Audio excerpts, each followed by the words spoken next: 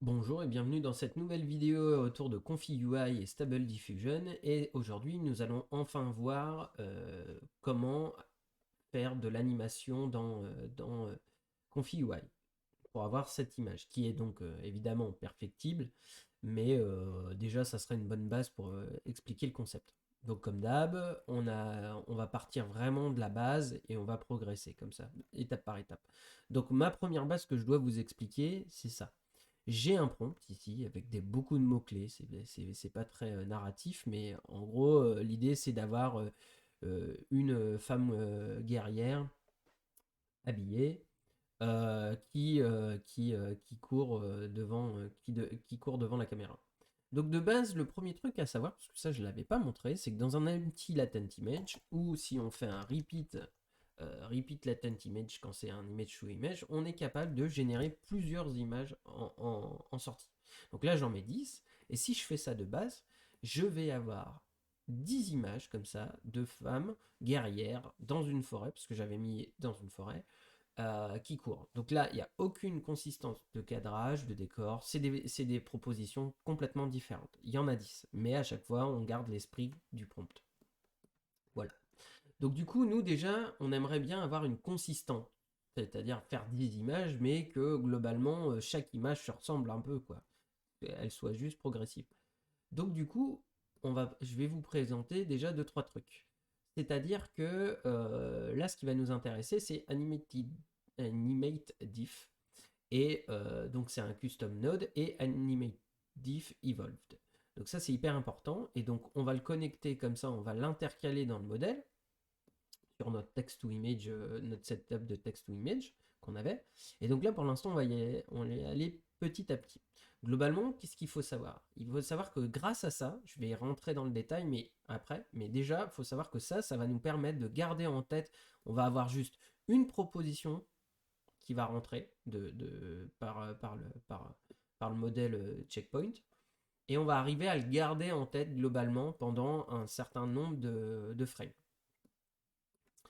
Donc là, j'ai indiqué, enfin, j'en parlerai après. Donc là, j'ai toujours le même prompt et on va aller regarder comme ça le résultat. Et donc voilà le résultat. Donc c'est cohérent. Alors on manque de stabilité, certes, ça c'est toujours un truc qu'il va falloir se bagarrer et tout. Je le maîtrise pas encore totalement d'ailleurs, ça demande beaucoup de temps parce que l'animation consomme pas mal de RAM, fatalement de VRAM, et donc ça prend du temps. Donc là on a un personnage comme ça qui tente d'avancer et donc pas vraiment en train de courir, tente d'avancer devant la caméra et donc on va voir comment améliorer ça. Nous ce qu'on voudrait c'est avoir une cohérence dans le mouvement et et donc, du coup, on va rajouter encore un bloc. Donc, pour rappel, hein, j'ai un exemple ici. On a déjà vu une vidéo sur OpenPose qui me permet de prédéfinir, de détecter une sorte de rig par rapport à mon image de référence. Voilà, c'est ce concept-là, avec un préprocesseur. Et donc du coup, on va utiliser un contrôle net de OpenPose. Donc là, c'est exactement le même setup, le même réglage, tout pareil, le même prompt, sauf que là, par contre, je vais lui forcer une animation d'un personnage qui court, comme ça, de face caméra.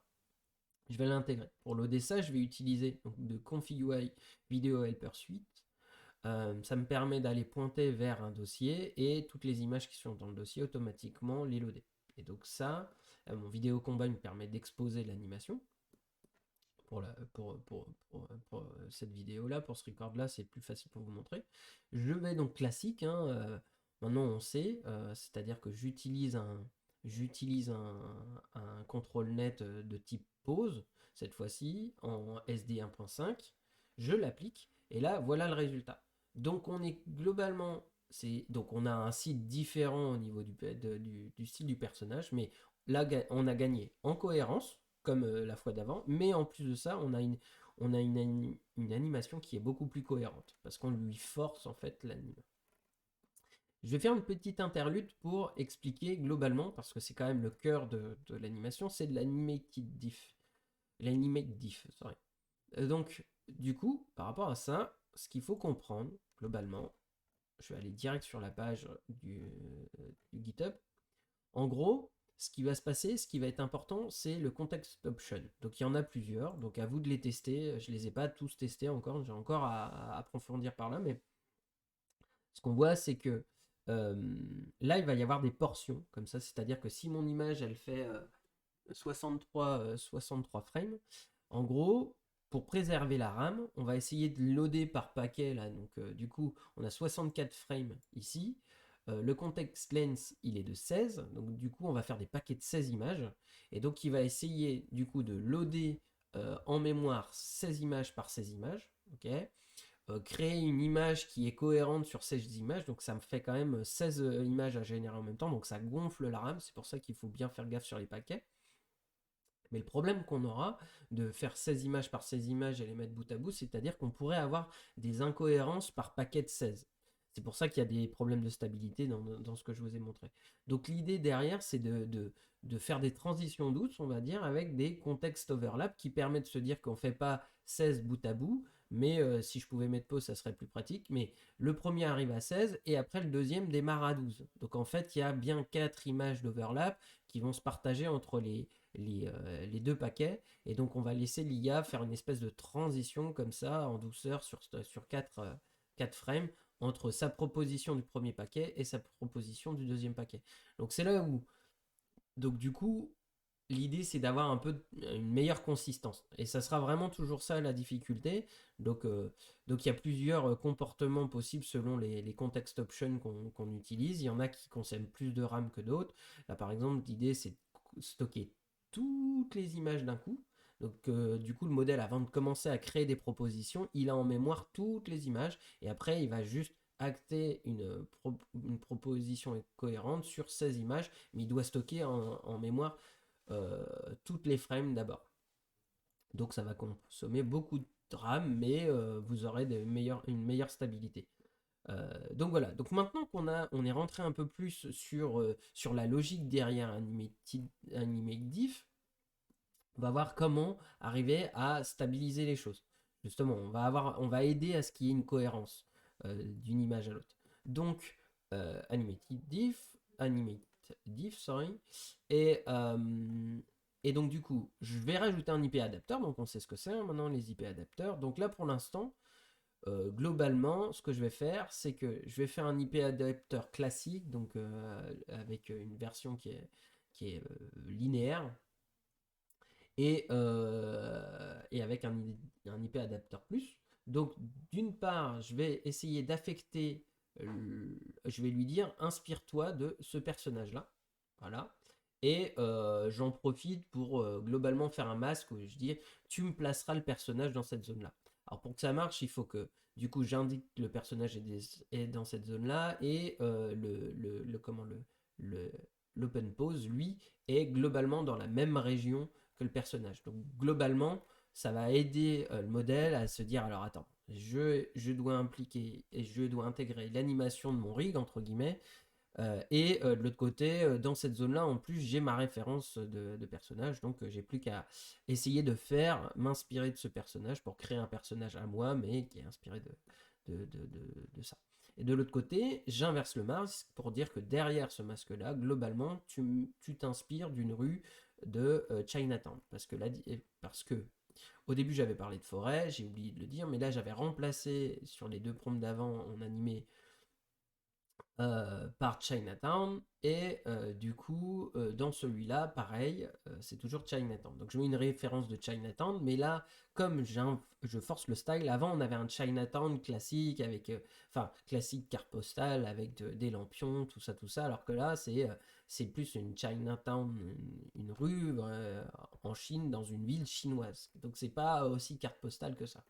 Donc du coup, je force le style. Il n'y a pas grand chose à savoir de plus.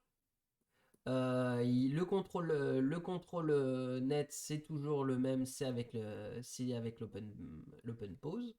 Je vais le faire repasser dans un, dans un cas sampler et on va avoir un résultat. Et le résultat, ça sera celui-là. Okay, donc là, du coup, on a bien l'esprit un peu en termes de couleur et de structure de Chinatown comme je l'avais donné. Et de l'autre côté, dans cette zone-là, on a bien un personnage comme ça qui court et avec des cheveux bleus, avec une armure et tout ça. Donc ça, voilà, là déjà on monte d'un cran, on est en contrôle du décor, plus du personnage et de son animation. Donc on avance, ça c'est cool. On verra pas du tout dans cette vidéo comment justement faire que en tout cas le décor suive en même temps. Ça aurait complexifié la vidéo, mais c'est possible déjà avec ce que je viens de vous montrer là. À vous de tester de votre côté. Donc maintenant ici on va monter encore d'un cran. Alors j'ai fait un cache pour préserver un peu la RAM, c'est-à-dire que j'ai généré la séquence d'image basée là-dessus et je la réinjecte ici euh, dans, dans une nouvelle passe. L'idée c'est de refaire la même, tout simplement, c'est de réinduire le même concept, réinduire le même décor, avoir un masque du coup un peu plus global parce qu'elle court. Ce qui est intéressant aussi, c'est que j'intègre ici, donc on peut le voir. Ce que je fais, c'est que je vais faire je veux essayer de stabiliser le décor. Donc ce que je vais faire, c'est que je vais faire un cani. Enfin, c'est pas un cani, excusez-moi. Justement, pour l'animer, j'ai pris quoi déjà? C'est un, si je ne m'abuse, c'est un. Ah, avec le zoom, c'est pas évident. Hop. Ça doit être un line art. Voilà, un line art animé. C'est plus efficace sur de l'animé plutôt qu'un cani, mais c'est le principe. C'est un edge detect qu'on a déjà vu. Et grosso modo, je vais pas le forcer sur la zone du personnage. Donc du coup, ça va me permettre d'essayer de préserver la structure de mon décor derrière. Moi, je voulais le stabiliser, je voulais pas de zoom, je voulais pas de travelling de caméra pour simplifier. Donc en fait, ce que j'ai fait, c'est que j'ai juste fait un seul cani, ok, enfin un linear animé. Je l'ai mis, j'ai fait repeat image batch juste pour qu'en fait, bah, juste avoir un décor qui est fixe en fait. Utiliser ce linear là, le résultat avec avec du noir au centre. Et le but du jeu, c'est bah, d'avoir une image comme ça. Une séquence d'images, mais finalement avec où c'est fixe en fait, fixe tout le long pour avoir quelque chose de stable. Et donc du coup, je le repasse. Donc j'ai mon control net là, j'ai toujours mon open pose ici. Je le repasse et donc là, on voit déjà que j'ai quelque chose déjà de plus déjà un peu plus détaillé premièrement et un peu plus stable. Voilà. Et donc, en tout cas, globalement, voilà comment avoir quelque chose de... C'est pas totalement stable, on le verra pas dans cette vidéo, comme je l'ai dit, mais déjà, on a quelque chose de solide. On a vu l'upscale, et ben voilà, avec un upscale, l'avantage, c'est que ça va permettre aussi de refaire une passe de stabilisation. Ne prenez pas en compte les défauts ici. Les défauts qui sont là, c'est la compression GIF. Pour illustrer, en vrai, il n'y a pas ce principe de banding dans mes rampes. Donc du coup là on commence à avoir quelque chose et de beaucoup plus agréable à regarder. Enfin on a quelque chose de plus agréable à regarder. On va avoir des métamorphoses comme ça. On le verra pas là, sûrement dans une vidéo future à propos des keyframes et tout ça pour essayer de maintenir comme ça et qui est moins justement on sent bien les métamorphoses entre les paquets d'images comme on le voyait là. On sent justement qu'il y a des transitions entre chaque paquet, que la proposition était un peu différente. On manque un peu de consistance encore. Peut-être qu'il aurait fallu faire un cani pour forcer très tôt le style. Plus jouer justement sur le contexte overlap et plein d'autres choses de ce genre. Et je vous ai mis dans ce graphe-là que vous pourrez de toute façon retrouver dans le drive. Vous aurez une petite passe où je l'ai fait sur une image fixe, mais je vous montre du coup en bonus ce que je vous ai montré dans la vidéo d'upscale comme ça. Donc là, on est capable de le faire dans une séquence, pour une séquence animée aussi. Donc voilà, c'est tout pour cette vidéo. J'espère qu'elle a été instructive pour vous autour de l'animation. Bon courage à vous.